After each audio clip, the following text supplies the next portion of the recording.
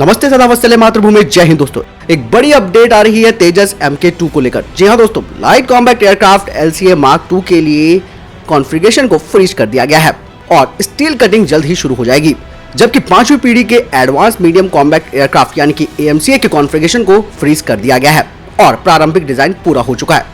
ये सारी जानकारी ADA ने दी है। ADA ने कहा कि विस्तृत डिजाइन पूरा हो चुका है और वास्तव में हम महत्वपूर्ण डिजाइन की समीक्षा के चरण में हैं और मेटल की कटाई यानी कि धातु की कटाई जल्द ही शुरू होने वाली है।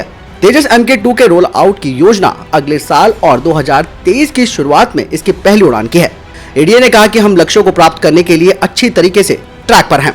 Centre for air power studies and society of Indian defence manufacturers के एक प्रोग्राम में ADA के प्रमुख गिरीश S देवधरे ने ये सारी जानकारी दी है। डॉक्टर देवधरे ने कहा कि LCA मार्क 2 अपनी एनहांस रेंज के साथ साथ इसका इंड्योरेंस टाइम भी काफी ज्यादा होगा। यही नहीं, इसके अलावा इसमें on board oxygen generation system भी लगा दिया गया है। साथ ही इसमें हैवी वेपन्स जोड़े गए हैं, जिसमें कि स्कैल्प, क्रिस्टल मेज और स्पाइस 2000 इंटीग्रेटेड किया गया है MK2 में। LCA मार्क 2 मौजूदा LCA वेरिएंट की तुलना में अधिक भारी और अधिक सक्षम विमान होगा। तेजस MK2 एक कैनार्ड विशेषता वाला विमान है जो कि 1350 mm लंबा है। LCA के 3500 किलोग्राम की तुलना में ये 6500 किलोग्राम का पेलोड ले जा सकता है। अभी फरवरी के महीने में ही रक्षा मंत्रालय ने भारतीय वायुसेना को 83 LCA मार्क 1A की आपूर्ति के लिए HAL के साथ 48,000 करोड़ रुपए का डील किया है। अगस्त में HAL ने मार्क 1 को शक्ति प्रदान करने के लिए 99 F404 विमान इंजन और सपोर्ट सिस्टम के लिए US के GE एविएशन के साथ $716 मिलियन का समझौता किया। मार्क 2 में अधिक शक्तिशाली GE 414 इंजन लगा होगा। भारतीय वायुसेना के पास पहले से ही इनिशियल ऑपरेशन क्लियरेंस वाले एक स्क्वाड्रन मौजूद है, जबकि FOC क्लियरेंस वाले दूसरे स्क्वाड्रन की डिलीवरी चल रही है।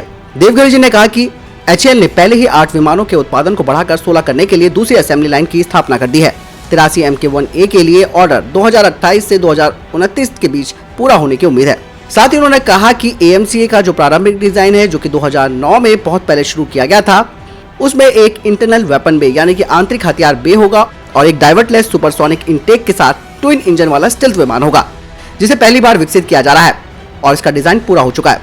ये 25 टन वाला एयरक्राफ्ट होगा, जिसका इंटरनल कैरेज होगा 1500 किलोग्राम का और एक्सटर्नल पेलोड ये ले जा सकता है 6500 किलोग्राम का। AMCA की वर्तमान स्थिति पर देवधरे जी ने कहा कि कॉन्फ़िगरेशन को फ्रीज कर दिया गया है और प्रारंभिक सेवा गुणवत्ता यानी कि प्रीलिमिनरी सर्विस क्वालिटी रिक्वायरमेंट्स इनको अंतिम रूप दिया गया है और प्रारंभिक डिजाइन की समीक्षा पूरी कर ली गई है। हम अगले साल के मध्य तक महत्वपूर्ण डिजाइन समीक्षा के लिए आगे बढ़ रहे हैं। 2024 में रोल आउट की योजना हमने बनाई है और 2025 में यह पहली उड़ान करेगा। AMCA स्टील्थ और नॉन स्टील्थ कॉन्फ़िगरेशन के साथ आएगा और इसे 2 चरणों में विकसित किया जाएगा। AMCA MK1 में मौजूदा GE 414 इंजन लगा होगा, तो AMCA MK2 में एक उन्नत अधिक शक्तिशाली इंजन के साथ विदेशी भागीदारी के साथ विकसित किया गया इंजन लगा होगा। इस विमान का निर्माण और उत्पादन के लिए एक स्पेशल पर्पस व्हीकल के माध्यम से किया जाएगा, जिसमें कि निजी उद्योग की भागीदारी होगी।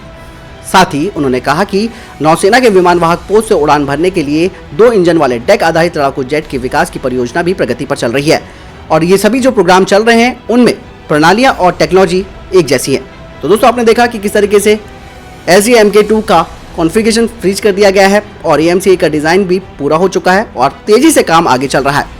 आपको क्या लगता है दोस्तों इस बारे में? कमेंट सेक्शन में लिखकर जरूर बताएं। मिलता हूं नई वीडियो के साथ। चैनल सब्सक्राइब करना ना भूलिएगा। नमस्कार, जय हिंद, वंदे मातरम।